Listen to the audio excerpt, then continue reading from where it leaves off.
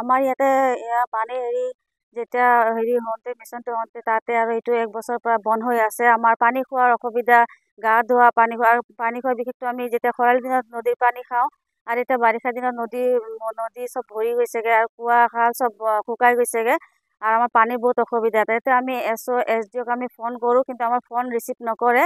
সেই কাৰণে আমাৰ বিশেষ বহুত অসুবিধা, আমি বহুত অসুবিধাত আছোঁ। আৰু যেতিয়া নদীৰ পানী ভৰি যায়গৈ আমাৰ ঘৰ চব ডুবি যায়গৈ, মানে ঘৰ নৈ লৈ গুচি যায়। সেইটো কাৰণে আমাৰ অনুৰোধ যে আমাৰ ফোনটো ৰিচিভ কৰক। SO SDOয়ে ফোন ৰিচিভ নকৰে, একো অসুবিধাও দিয়া নাই। তাৰ কাৰণে আমি বহুত অসুবিধাত আছোঁ। পানী কিনি খাবলগীয়া হয় হয়, আমি পানী কিনি খাই আছোঁ। এতিয়া উপায় নাই, আমাৰ পানী খাবই লাগিব।